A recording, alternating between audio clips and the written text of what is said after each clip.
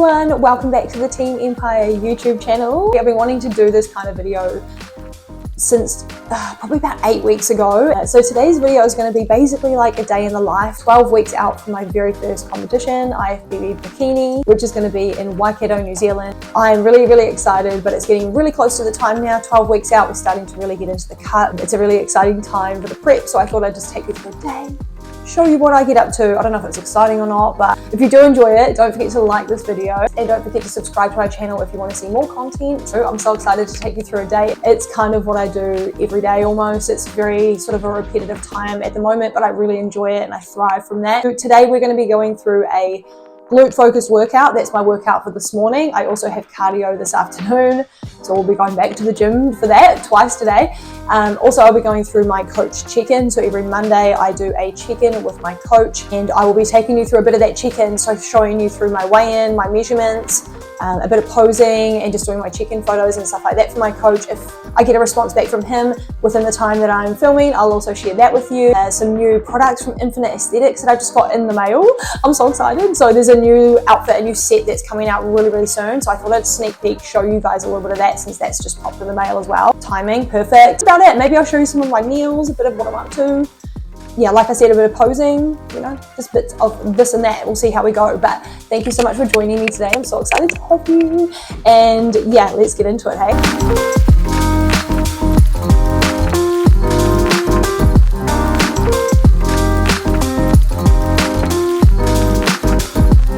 So usually, I like to spend my warm-up amping up for my workout and just getting ready for what I'm about to do. So today I'm doing glutes, so I'm really focusing on warming up hips, glutes, hammies, legs in general, bit of the back as well. You know, it's good to warm up everything, even when you're doing just glutes or whatever, but you want to make sure that you are warming up all of those spots a little bit extra. And so I'm just going to kind of show you through my warm-up a little bit like in a time lapse, so you can see what I get up to.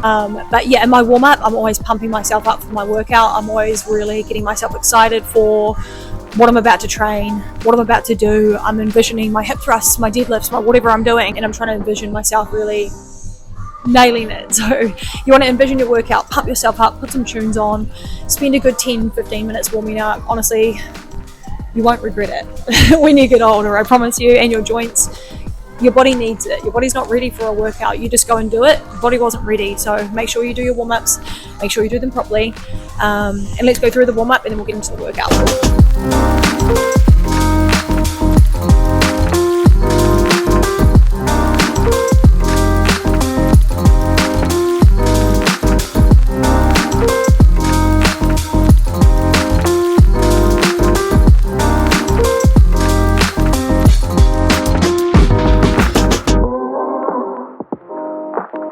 Okay, so you're going to start with lightweight. You're not going to go too heavy. You want to start like a third of your maximum weight. Start there with your warm-up sets.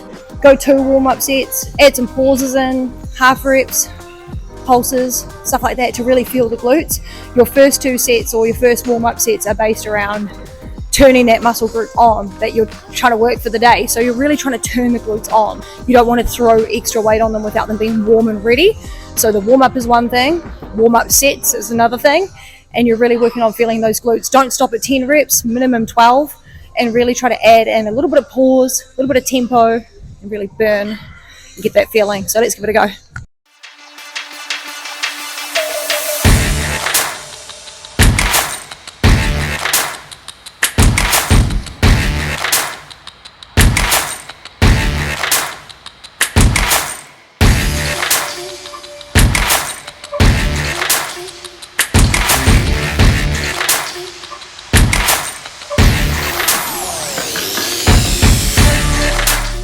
Yeah, it's working. So 2 warm-up sets are done. For me, that was 50 kilos, and I just added pauses, like I said, pulses, stuff like that. Make it burn, make yourself feel those glutes. Now I'm going up. So compound lifts, you want to be doing mostly progressive overload 9 times out of 10. Like you don't really want, unless you're just doing light weights and you're not trying to push for hypertrophy, muscle gain, stuff like that. But usually your compound lifts, your first lifts of your session should be mostly progressive overload. Not throwing heavy weight onto your body immediately. You really want to ease your way up to that and really just avoid injuries and just get the most out of it you can. So progressive overload. So we're going to do that now. I'm hitting 70 kilos. I'm not allowed to go heavy in my glutes. little story on that. I'm so puffed at the moment, honestly, trying to talk and work out and stack weights is crazy. Marjan, my coach, has said not to go too heavy on the glutes. I genetically have glutes, but my glutes aren't muscle, my glutes are body fat. So while I'm listening to my coach, I'm also a coach myself, and I'm aware as my body fat drops, my glutes are dropping. And that's okay, that's good, because we don't want too much glutes in bikini, but I can see the muscle isn't as prominent as places that I've been working on, like my quads and stuff like that. It's really not quite there. So I'm still working on my glutes, still going medium heavy, just not going for PBs and stuff like that. Especially on a calorie deficit now, PBs are almost impossible, but just trying to push myself in the weights is a little harder. But also I don't want to be going too heavy in the glutes, just for that reason. So that's kind of why I'm sitting where I'm sitting when I go up to my heaviest weight here today. Usually I'd be going for 130, 140, seeing how I go up there, but right now we're just sticking to what we're told, doing as I'm told, but also a little bit of extra from me as well. So next set, let's go, progressive overload.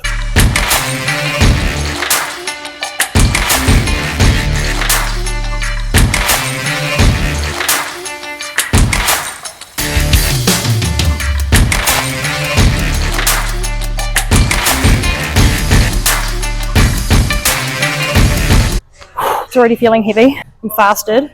It's fucking 10 o'clock. Well, after 10. It's gotta be. Let's see how we go. Okay, before I start a hip thrust, you're pulling the bar in, you're getting yourself pumped, you're talking to yourself in your head with a bit of hype. Like, fuck yeah, you got this. Like, something like that. And then what I want you to do is feel that weight, feel the barbell, feel it on your hips, and just get really aggressive about getting it up there. And instead of worrying about yourself getting to tabletop or flat at the top, think about tucking your pelvis and your hips under, fucking scooping them up and squeezing the glutes. The reason that you squeeze the glutes is to really make sure that they're up and they're on, and that you're not using your hammies, your quads, or any other leg muscles or any other muscles that can come into it to help out. So really tuck that pelvis, squeeze the glutes. Take a deep breath and hold your breath for the thrust. Exhale and lower yourself down with control. Let's do it. Whew. Big breath.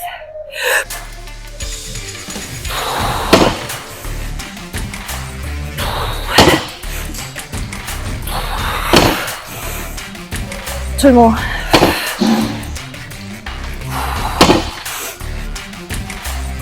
Ooh. That felt quite light. If you're trying to lift heavy, go for PBs, put on some muscle, whatever, give yourself some rest time between your sets. It's really, really important that you do, like a good couple of minutes, like minimum 2 minutes, give yourself between each set. When you're up to your heavier weights, you really need to replenish your energy stores. You really, really do. And you're going to use them. You'll notice in your next set, you feel like you've got a bit more. Not too much rest time if you're just going for, if you're just doing a HIIT workout, or you're going in for a bit of a lightweight session, or you're not trying to build muscle, or you're just trying to burn fat, whatever it might be. You don't need to necessarily worry too much about your rest times, but rest times are important. So make sure that you do acknowledge how much you are resting between your sets, and don't get carried away. Don't pick up your phone. So now we're going to do 110 for my hip thrusts, which is probably the most I've done in a wee while. I haven't gone over 100 kilos for a long time with my hip thrusts. So we're going to do 110 today. So we'll give this a go. We'll jump into some Romanians after this. It's not going to be a super, super long session today because I'm coming back for cardio later, and I like to just work on those main lifts. But yeah, we'll get into it, hey? Let's do the session.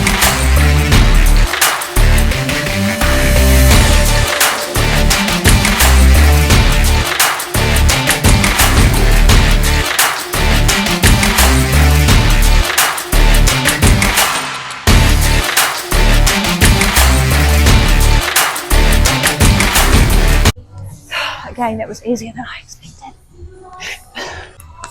Okay, that was a lot easier than I expected, but we're going to finish up there with the hip thrusts. I'm going to pack them all away. You know how long that takes with barbell hip thrusts. And then we're going to move on to Romanian deadlifts with the barbell as well. A couple of other things.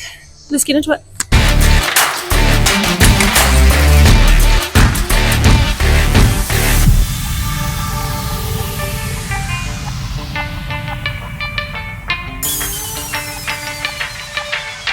Now we're going to get into Romanian deadlifts. We're still doing progressive overload because we're introducing the lower back and a few other muscle groups. So I want to make sure that I'm ready for that, and all my body is also ready for that.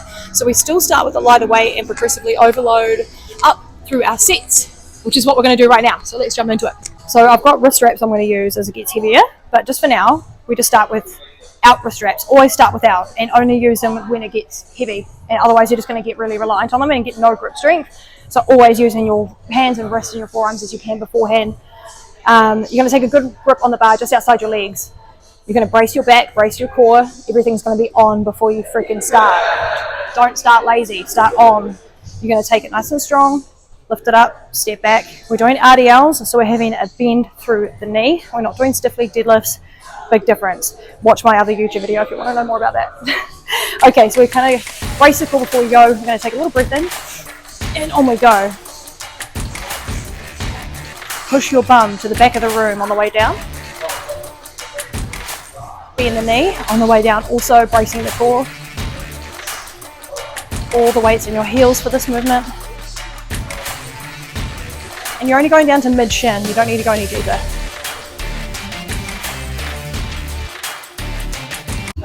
So I'm not going to be going too heavy on my RDLs today because I've got a bit of a knot in my trap or behind my scapula on my right shoulder. So anything like pulling on that kind of hurts a bit. So I'm not going to do really, really heavy. I've done a set, 2 sets at 40, 1 set at 50. Now I'm about to do 60. And I'm now going to introduce my wrist straps. I'm probably going to do 60, maybe a 70 set, but that'll be it for my RDLs today because of my back, my shoulder. I use the single loops. This is what they look like, just single loops. This is how you get them. And then you basically just pop straight through like that. And basically you want to pop it on, put your hand through it, like it's just a hole, put it through. And then you want the strap to be meeting up with your thumb. If it's going in the other direction, it's wrong. You want it to be going with your thumb. You've got a righty and a lefty, both going in the direction of my thumbs. And then basically you're going to put your hand on and then wrap this around the bar. Helps with grip, like literally probably 10% of your grip will be supported with wrist straps. Definitely an idea to use, but like I said, only with your heavy sets. Don't use them on your light sets. You'll lose all your grip strength. You really need to make sure you're still utilizing your grip in your wrist and your forearms as well. So let's give a set of the 60 a go, and then we'll try 70, and then we'll move on after that to some more glutes.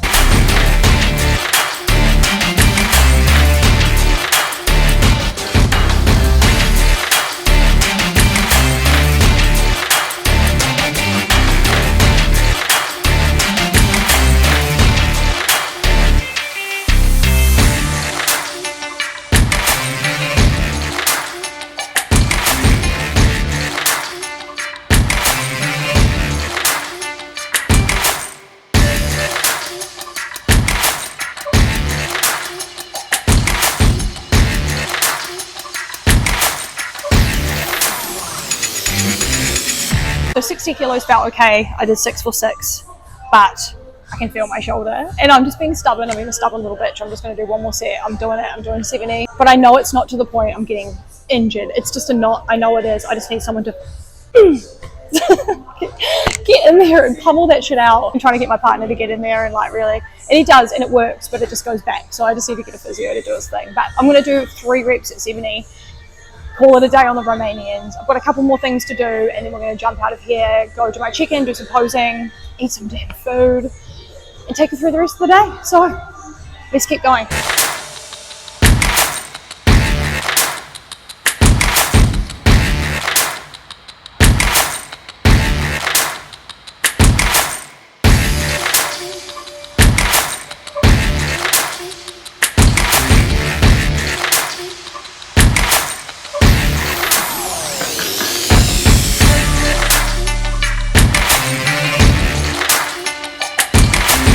Okay, so with your adductors and your abductors are on the outside, adductors are on the inside. So we're going to be working our abductors on the outside today. So they're going to be a different position on the seat because this machine can do both. So we're going to do abductors, which means you perch yourself a little bit more closer to the edge of the seat. This isn't just an Instagram move. This is actually how you do the technique. And you're wanting to lean forward and hold onto the machine instead of sitting back and holding on here. Leaning forward, you're going to get a lot more of that abductor doing and performing the movement for you. So leaning forward, really driving with your knees, making sure that they are the initiator of this movement is going to really push on those abductors. Also, you don't want to be pushing for PBs on here or or 2 to 3 RMs or anything like that. That's not what this machine is for. This machine is for exhausting and burning out the abductor and the glute med and the glute. So we want to be making sure we're going for more higher reps, still at a really challenging weight, pushing yourself as much as you can, but going for something a little more around that 12 to 15 or more rep range. So you don't want to be going like 2 to 3 RM here. You want to be pushing yourself with more volume in terms of reps. So we're going to go for around 12 today. I think I've got about 40 kilos on here. I don't know. Sometimes I just guess when I jump on here. It depends on the day, but we're going to give it a go here.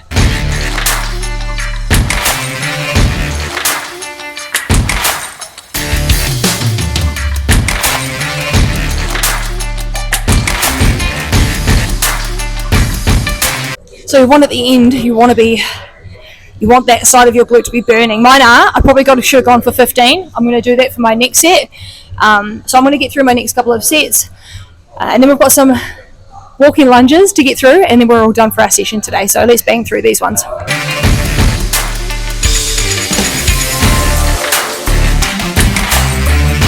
Okay, last thing for today's workout, we're going to do a couple of sets of walking lunges with kettlebells. I've got 2 12-kilo kettlebells. We're going to do long strides to make sure we're targeting glutes. I really like walking lunges for me specifically. You've always got to find out what works for you, but for me, I really feel them in my tie-ins. I really feel them in the top of my hammies, my glutes, my lower glutes, and that's where that's what I need to see pop. That's where I have most of my body fat as well. So that's going to be the biggest struggle for me on stage, is to get glute tie-ins.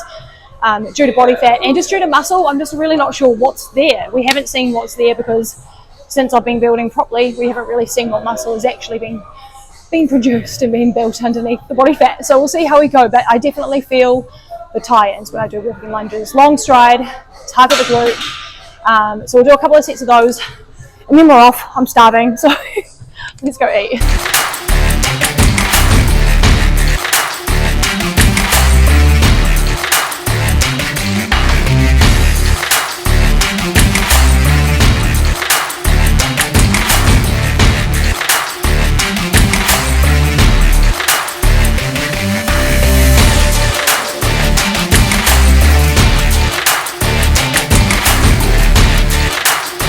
Workout done. Lunges always get me like really puffed. I will link my wrist wraps in the description below if you want to grab some for yourself. I love them. They're NZ Muscle.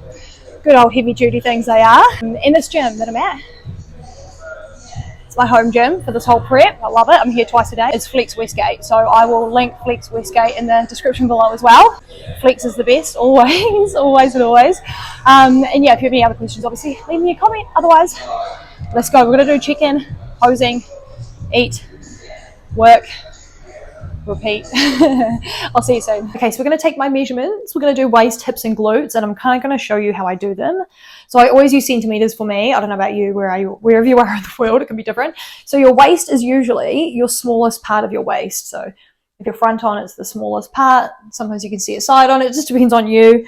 And I measure my waist from there. Try to just breathe and be normal. Try not to like hold it in, tense or anything like that. And just keep it super accurate. So 66 for me. My hip bones are really high. So I measure my hip bones really high because they're here. You measure your hip bones wherever they are, and that will always make sure that you're getting the right measurement for you. Everyone's a little different. So glutes, I always turn to the side. And you want to measure the widest part. If you have more wide glutes this way, you can do the same thing that way. But I do it this way so that you're getting the widest projection of your glute. And I'm hoping for my glutes to drop because I need them to, basically. So I'm at 104? Yay, they've dropped another centimeter. So waist has come down 0.7 centimeters. Hips have, we're at hips 79. Oh, so they've come down 1 centimeter, and glutes have also come down by 0.5.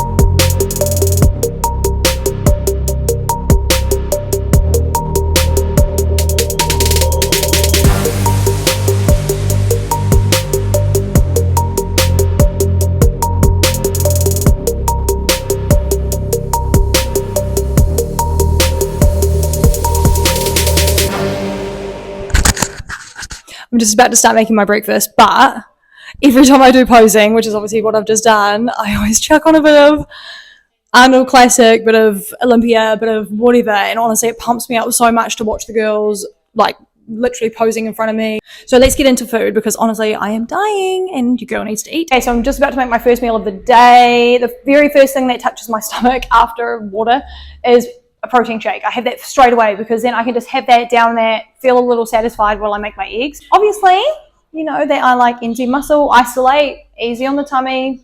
It's the best. Honestly, I've not found a protein that digests better or easier or tastes as good as NZ Muscle, and I have a very sensitive stomach as well as sensitive skin and everything else. So if you do have a sensitive tummy like me, I promise that this is probably going to be the best protein for you. I know everyone's a little different. Right, I'll put a little link in the description if you want to try some for yourself, but it's really easy, affordable, great protein. So I'm going to have banana today, but I also have a few flavors on me at all times. I've got chocolate, banana, and cookies and cream at the moment, and I'm on my last scoop of banana. I'm so gutted.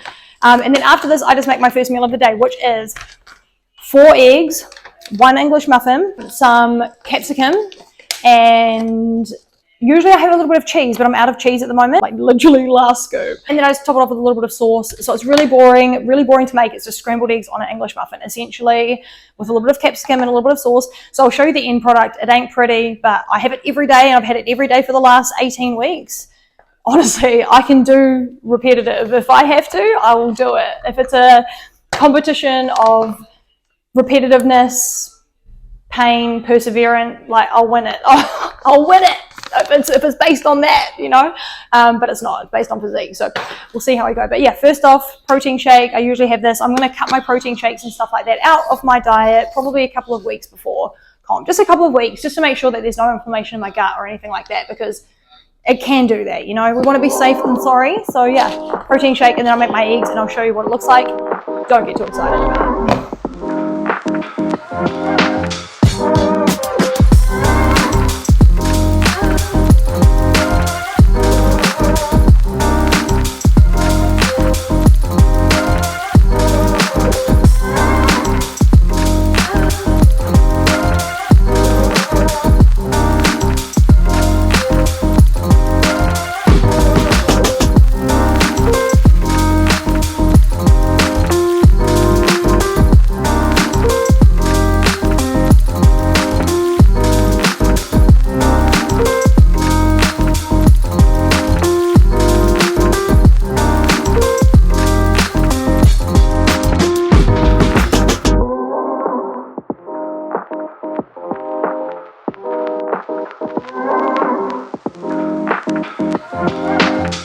So with my cardio at the moment, I'm doing 6 sessions a week. Cardio usually on a prep will likely change a few times. It can go up and can go down. It can do whatever. So at the moment I'm doing 6 sessions a week. Like I said, I'm doing 3 sessions on the Stairmaster, and that's around 35 minutes. And then I'm doing the treadmill incline as well for 3 sessions, and that is around the same amount of time, 30 to 35 minutes. So really good amount of cardio at the moment. Honestly, it's a bit of a breeze, to be honest. I think my body is really responding well to the amount of calories and the amount of cardio I am doing, and eating mostly whole foods like I have been doing since about 30 weeks out. So yeah, doing all of the right things means that the results are going to come. Being consistent, things like that, means you don't have to go like hard on the cardio near the end of the prep because you're behind or need to lose a little bit more weight. So yeah, that's my cardio at the moment. I'm about to show you guys the new Infinite Aesthetics, and I'll also put obviously a link in the description if you want to check it out. You can always use my code Shannon to buy anything from Infinite Aesthetics with a discount. And then I'm going to make my oats, and then I'm back to work.